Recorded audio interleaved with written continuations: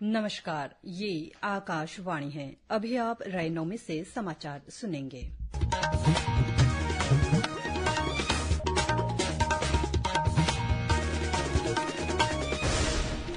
पहले मुख्य समाचार।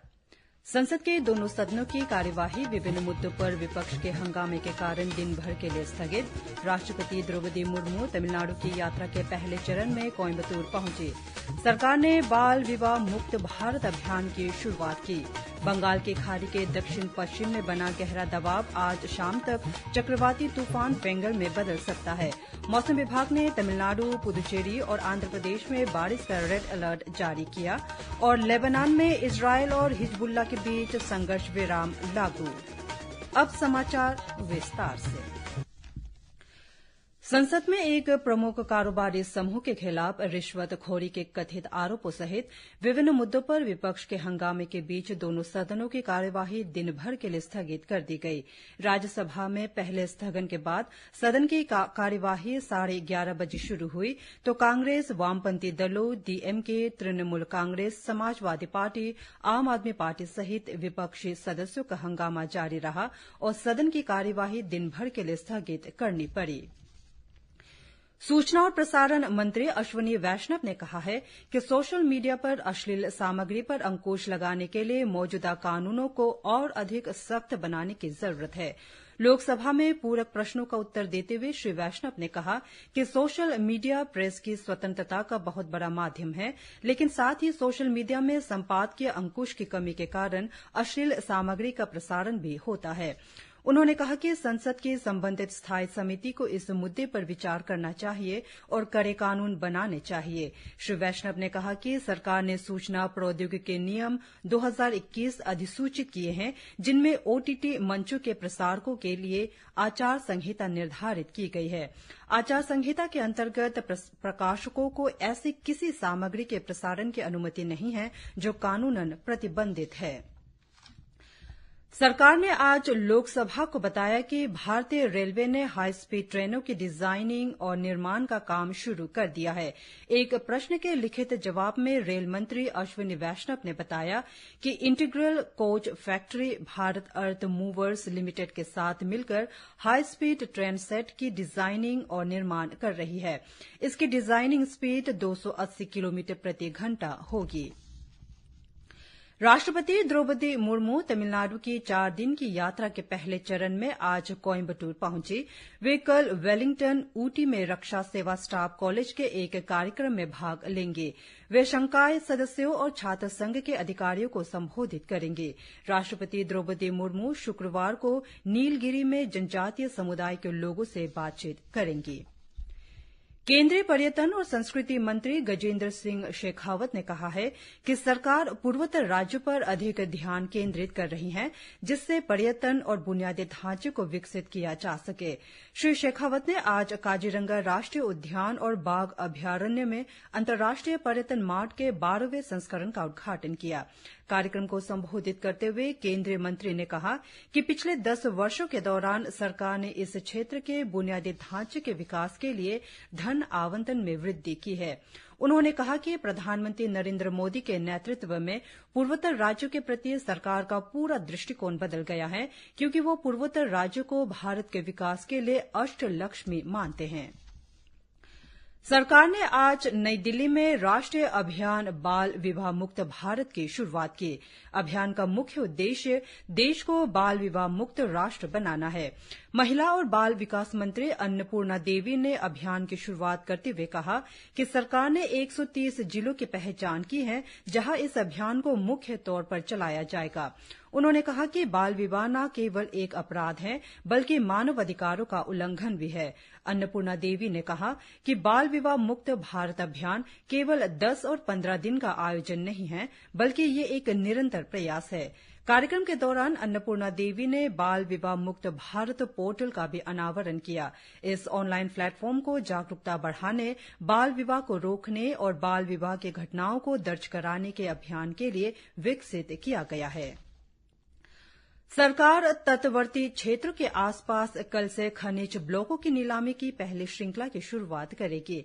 इस श्रृंखला में अरब सागर और अंडमान सागर में फैले 13 खनिज ब्लॉक शामिल हैं, जिनमें रेत, चूना मिट्टी और पॉलीमेटेलिक न्योडुल का मिश्रण है।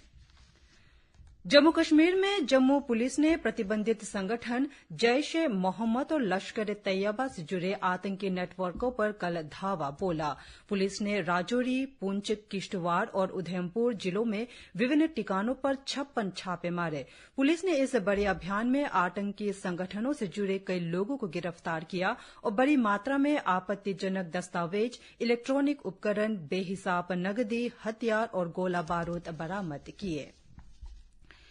पश्चिम बंगाल में भारतीय जनता पार्टी के विधायकों ने राज्य में महिलाओं और बच्चों पर अत्याचार की घटनाओं पर आज विधानसभा में स्थगन प्रस्ताव रखा। महिला सदस्यों ने इस मुद्दे पर सदन में बहस की मांग की। विधानसभा अध्यक्ष ने प्रस्ताव को पढ़ने की अनुमति दी, लेकिन चर्चा कराने से इनकार कर दिया। भाजपा सदस्यों ने विधानसभा अध्यक्ष की इस कार्रवाई का विरोध किया।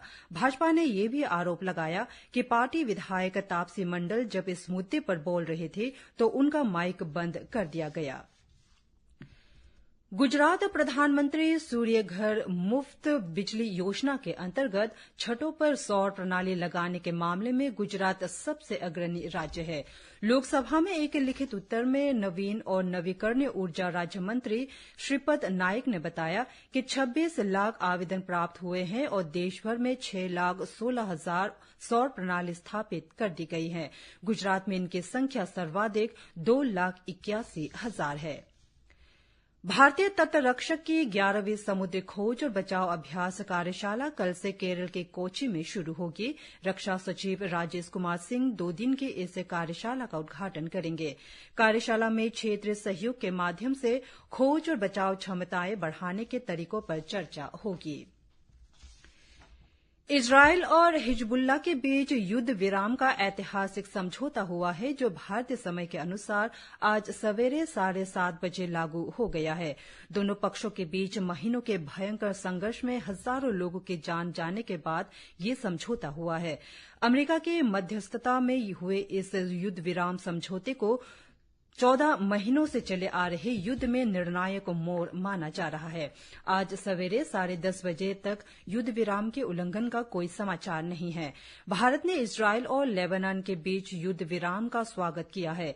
विदेश मंत्रालय ने एक बयान में कहा है कि भारत ने हमेशा तनाव कम करने, संयम बरतने, बातचीत और कूटनीति का रास्ता अपनाने का आह्वान किया है। भारत को उम्मीद है कि इन घटनाक्रमों से व्यापक क्षेत्र में शांति और स्थिरता आएगी। मौसम विभाग ने तमिलनाडु के मयिलादुथुरई, नागपट्टिनम और तिरुवरूर जिलों और पुदुचेरी के कराईकल में आज तेज बारिश का रेड अलर्ट जारी किया है। विभाग ने बंगाल की दक्षिण पश्चिम खाड़ी पर बने गहरे दबाव का आज चक्रवाती तूफान फेंगल में बदलने का अनुमान व्यक्त किया है। मछुआरों को इस दौरान समुद्र में नहीं जाने की सलाह दी गई है। मौसम विभाग ने तटीय तमिलनाडु में अत्यधिक वर्षा का रेड अलर्ट जारी किया है। आकाशवाणी समाचार से बातचीत में मौसम विभाग के वरिष्ठ वैज्ञानिक R.K. जैनामणि ने कहा कि मछुआरों को अगले 3 दिनों के दौरान बंगाल की खाड़ी के दक्षिण पश्चिम हिस्सों, तमिलनाडु के तटों और दक्षिण आंध्र प्रदेश के तट पर न जाने की सलाह दी गई है। श्रीलंका के मौसम विभाग ने चेतावनी जारी करते हुए कहा कि गहरे दबाव का क्षेत्र आज सुबह 8:30 बजे त्रिंकोमाली के पूर्व में करीब 120 किलोमीटर की दूरी पर स्थित था। पाकिस्तान में मुख्य विपक्षी दल पाकिस्तान तहरीक-ए-इंसाफ ने आज राजधानी इस्लामाबाद में अपना विरोध प्रदर्शन समाप्त कर दिया।